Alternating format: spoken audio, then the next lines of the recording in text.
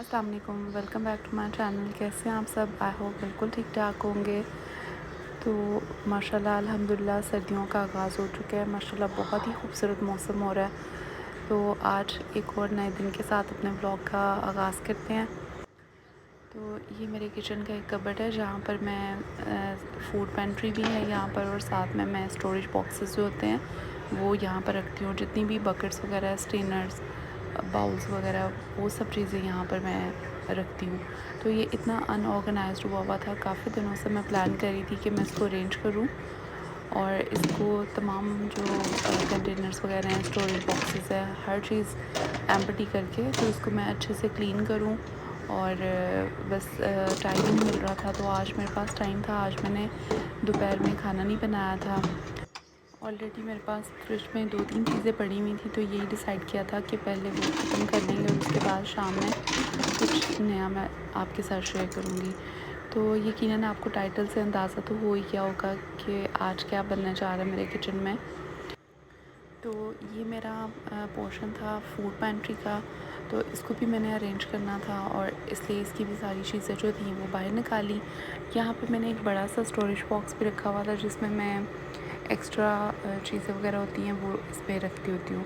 तो काफ़ी इरेगुलर सा हुआ था, बहुत अनऑर्गेनाइज लग रहा था, मुझे अच्छा नहीं लग रहा था, तो इसलिए मैंने वो भी क्लीन करना था। तो अब मैं कुछ जो जार हैं जो डेली मेरे यूज़ होते हैं उनको मैं रीफ़िल कर रही थी। मैं ये तमाम चीज़ें लेकर आई थी, रीस्टॉक किया था मैंने अपनी ग्रॉसरी। तो वो सब चीज़ें जो है वो मैं फ़िल करके तो वन बाय वन सब साइड पे रख दूँगी।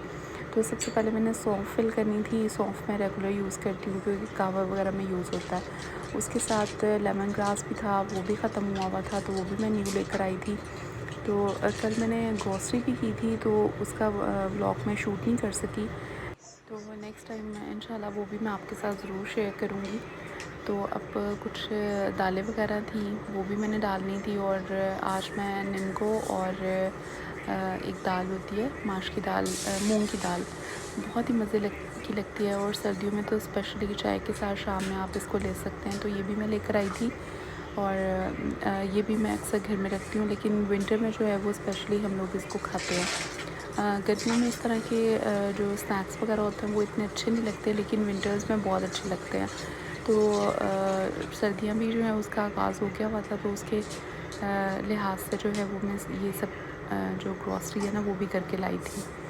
तो अब जो दालें वगैरह थी वो मैंने इसमें डाली, और आज मैं कॉर्न्स भी लेकर आई थी। कॉर्न जो है वो मैं 2 तरह के लेकर आती हूँ, एक पॉपकॉर्न लेकर आती हूँ और जस्ट दूसरे कॉर्न भी लेकर आती हूँ जो सैलड वगैरह में डलते हैं, तो उसको मैंने बॉयल करके रखना होता है।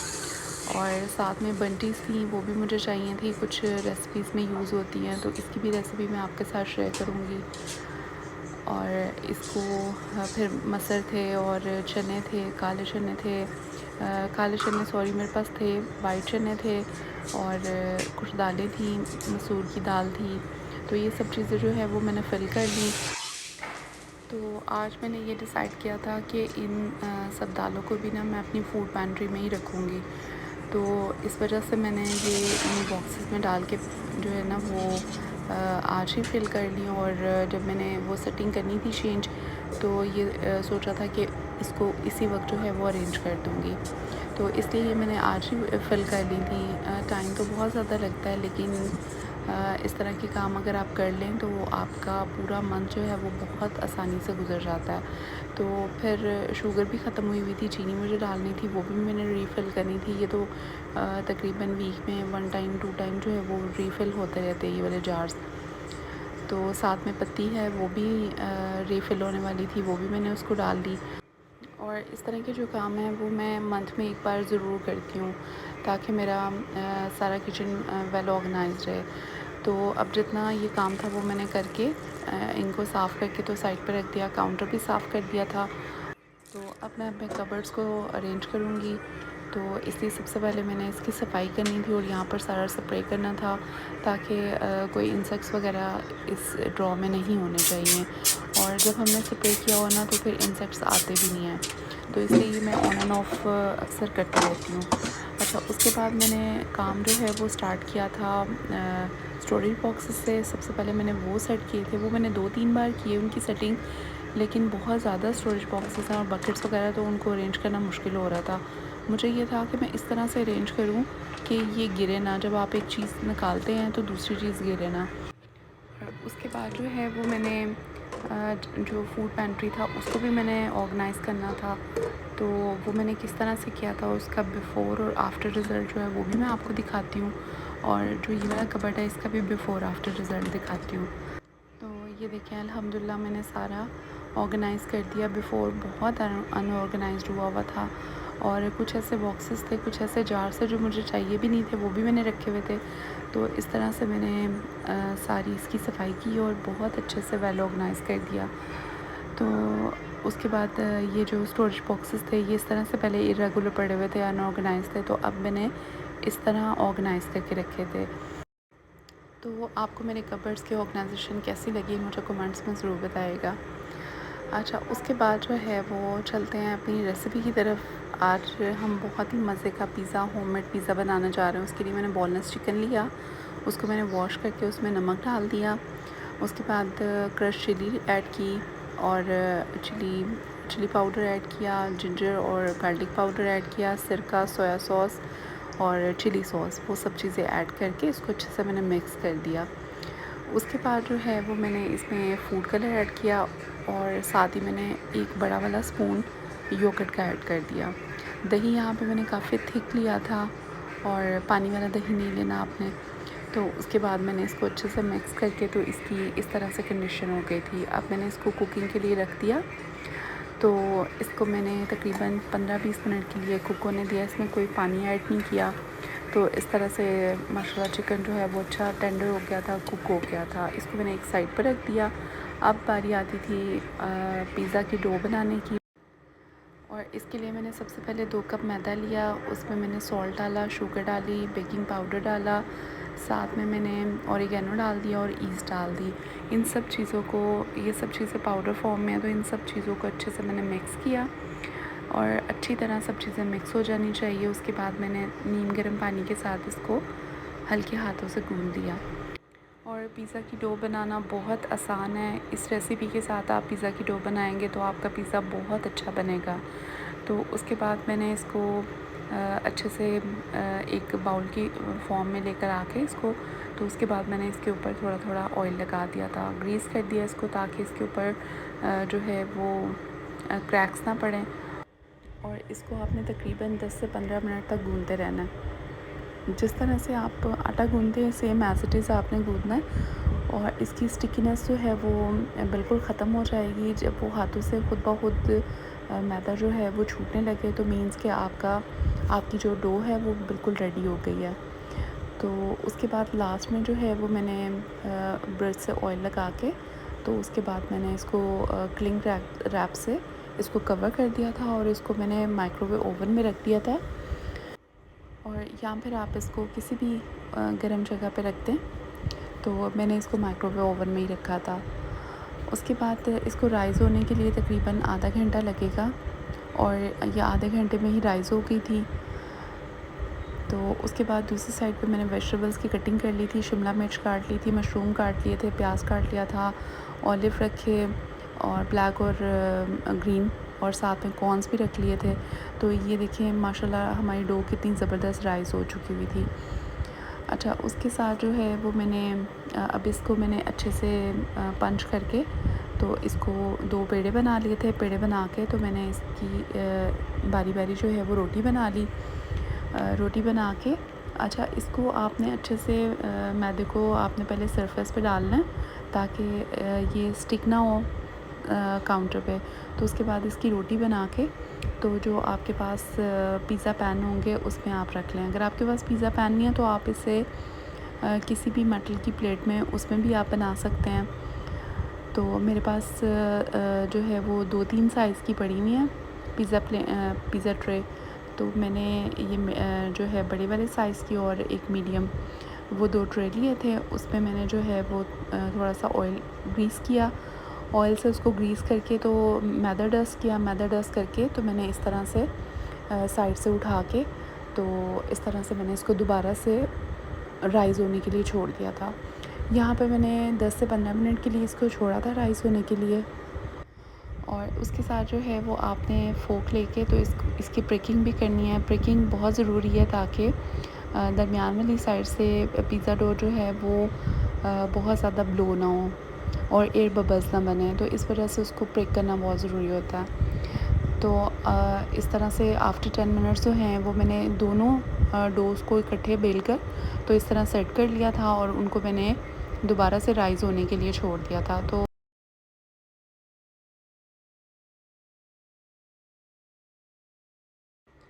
तो अब ये देखें पिज़्ज़ा डो राइस हो गई थी, तो दरमियान से काफ़ी ब्लो हो गई हुई थी, तो इसको दोबारा से मैंने इसकी प्रिकिंग की, दोबारा से मैंने फ़ोर्क यूज़ किया और एयर बबल्स जो हैं ताकि सारे निकल जाएँ।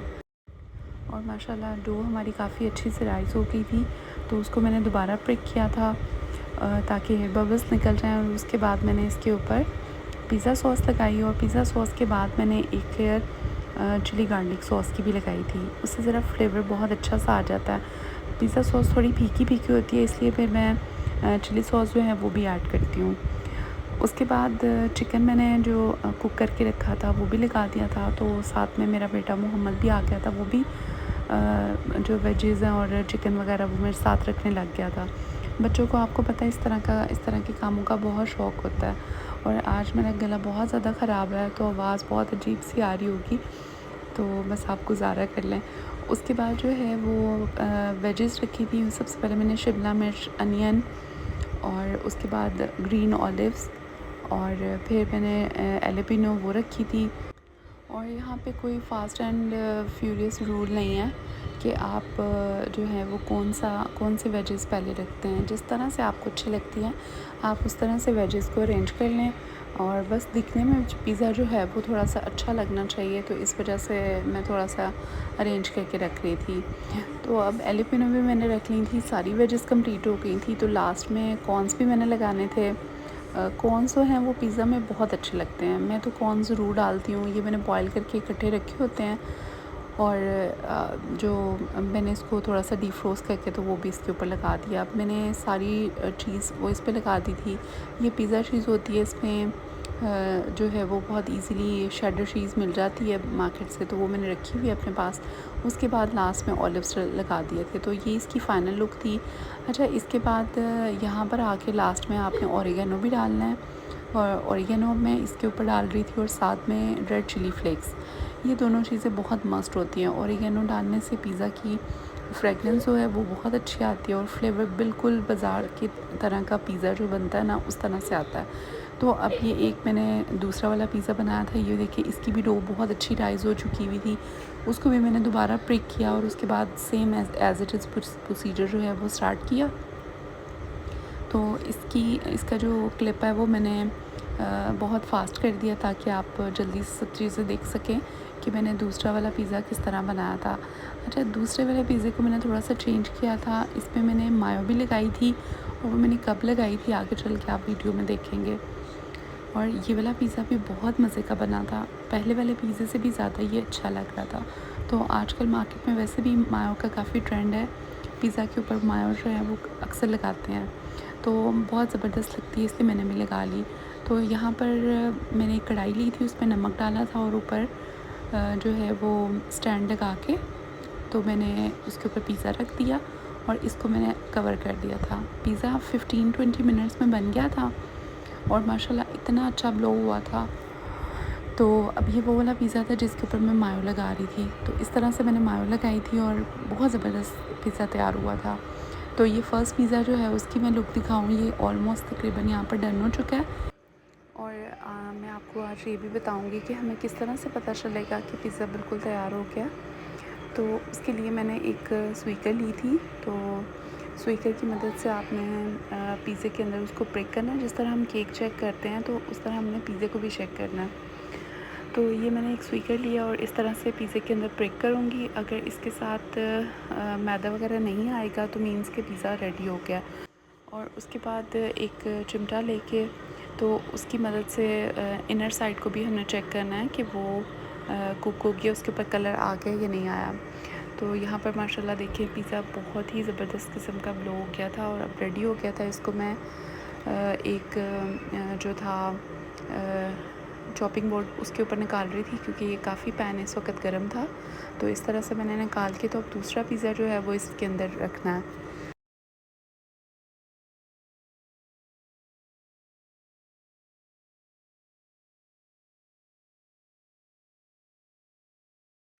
तो अब मैं दूसरा वाला पिज़्ज़ा भी इसके अंदर रख दूँगी, और फ्लेम जो है वो आपने बिल्कुल मीडियम रखना है। फ्लेम को बिल्कुल हाई नहीं करना, और मीडियम से भी स्लो आपने फ्लेम रखना है, ठीक है। इस तरह से 15 टू 20 मिनट्स लगेंगे पिज़्ज़ा कुक होने में। तो अब ये यहाँ पर मैं इसको थोड़ी देर के लिए ठंडा कर रही थी, और ठंडा करने के बाद फिर मैं इसकी कटिंग करूँगी। कटिंग करके मैं आपको इसका अच्छी तरीके से मैं आपको चेक करवाऊँगी कि पिज़्ज़ा मेरा किस तरह बना था। ये पिज़्ज़ा माशाल्लाह बहुत ही ज़बरदस्त बना था, बच्चों को बहुत पसंद आया था, और इतनी ज़बरदस्त किस्म की फ्रेगनेंस आ रही थी। बहुत ही चीप सस्ता घर में आप पिज़्ज़ा आसानी से बना सकते हैं, और अपने बच्चों को हाइजीन फूड आप दे सकते हैं। सबसे बड़ी बात है कि इसमें चिकन आपने ख़ुद फ्रेश तैयार किया, आपको पता है आपने कौन से इंग्रेडिएंट्स यूज़ किए हैं, फिर घर की वेजेस आपने यूज़ की हैं। तो सब चीज़ें जो हैं वो बहुत मस्ट हैं कि आप घर का साफ़ सुथरा हाइजीनिक फूड जो है वो बच्चों को दे रहे हैं। तो मैं अक्सर इस तरह पिज़्ज़ा बनाती रहती हूँ। मैं बाज़ार से भी मंगवाती थी, लेकिन सम टाइम ऐसा होता था कि पिज़्ज़ा जो है वो अच्छा नहीं आता था, उसका टेस्ट थोड़ा चेंज होता था, कभी-कभी ऐसे स्मेल आ रही होती थी। तो इसलिए मैं कोशिश यही करती हूँ कि थोड़ा सा टाइम निकाल के इस तरह की चीज़ें भी मैं बच्चों को बना के दे दूँ, और आपके लिए भी अच्छी मज़े-मज़े की रेसिपीज़ लेके आऊँ। तो ये देखिए माशाल्लाह पिज़्ज़ा को मैंने कट कर लिया था, और इसकी ये लुक देखें, इनर साइड से भी बहुत अच्छा बिल्कुल पक चुका है। कलर भी बहुत प्यारा आया है, कोई कह ही नहीं सकता कि हमने इसको बेक नहीं किया। तो इस तरह से अगर आपके पास ओवन नहीं है तब भी हम पिज़्ज़े को घर में बना सकते हैं बहुत अच्छे तरीके से, और इसकी जो टेस्ट होता है वो भी बिल्कुल एज़ इट इज़ जैसे आप बाहर से लेकर आके खाते हैं पिज़्ज़ा, वैसा ही लगेगा आपको रेस्टोरेंट स्टाइल में। तो ये इनर साइड में आपको इसकी चेक करवा रही हूँ, बिल्कुल जला नहीं है, और इसकी डो देखिए इतनी ज़बरदस्त किस्म की डो इसकी तैयार हुई। अच्छा, उसके बाद मैंने बच्चों को उनकी प्लेट्स बना दी थी, और साथ में मैंने केचप भी डाल दी थी। केचप के साथ पिज़्ज़ा बहुत मज़े का लगता है, और मैं वैसे चिली सॉस के साथ ही पिज़्ज़ा खाती हूँ। मुझे केचप इतना पसंद नहीं है, ज़्यादातर मैं चिली सॉस खाती हूँ। अगर चिली सॉस अवेलेबल नहीं है तो जस्ट प्लेन ही खा लेते हैं। और मैंने इसमें बहुत ज़्यादा हेवी चीज़ नहीं डाली है। हेवी चीज़ डालने से काफ़ी पिज़्ज़ा जो है वो थोड़ा सा हज़म नहीं होता, तो इस वजह से नॉर्मल मैंने चीज़ यूज़ की थी। अगर आप चाहें तो आप बहुत ज़्यादा चीज़ भी यूज़ कर सकते हैं, अकॉर्डिंग टू टेस्ट होता है, ठीक है। उसके बाद ये सेकंड पिज़्ज़ा था, वो भी तैयार हो गया था। तो इसकी लुक देखें माशाल्लाह बहुत ज़बरदस्त लग रहा था, और ये भी बहुत अच्छा ब्लो हुआ था, और बहुत ज़बरदस्त इसका भी टेस्ट आया था। तो इसको भी मैंने कट करके इसकी भी बच्चों को सर्व कर दिया था। साथ में मैंने हस्बैंड ने, अब्बू ने, सब पूरी फैमिली ने बहुत शौक़ से खाया था। अच्छा, जब हम बाज़ार से लेकर आते हैं ना पिज़्ज़ा, तो अगर लार्ज पिज़्ज़ा भी है तो वो पूरी फैमिली इतना पेट भर के नहीं खाती है। तो लेकिन घर का पिज़्ज़े में इतनी बरकत होती है कि ये 2 पिज़्ज़ा थे, और हम सब पूरी फैमिली ने बिल्कुल पेट भर के खा लिया था। तो एक तो इंग्रेडिएंट्स भी ज़्यादा होते हैं, और वैसे भी जो है वो अल्लाह ताला उसमें बरकत डालते हैं। तो ये देखिए पिज़्ज़ा की ना मैं आपको डो चेक करवा रही हूँ, कितनी ज़बरदस्त डो बनी थी। बहुत सॉफ्ट थी, और बहुत जूसी, बहुत मज़े का पिज़्ज़ा बना था। तो आप भी ज़रूर बनाइएगा, अपने बच्चों को घर में ज़रूर खिलाएं। आज का मेरा ब्लॉग, मेरी वीडियो पसंद आई हो तो लाइक करें, शेयर करें, कमेंट करें, और अगर आप मेरे चैनल पे न्यू हैं तो मेरे चैनल को सब्सक्राइब करें। और मैं चलकर अपना किचन साफ़ करती हूँ, आप मेरी वीडियो वॉच करें। मिलते हैं नेक्स्ट टाइम न्यू वीडियो में। अपने प्यारों का बहुत ख्याल रखिएगा। अल्लाह हाफ़िज़।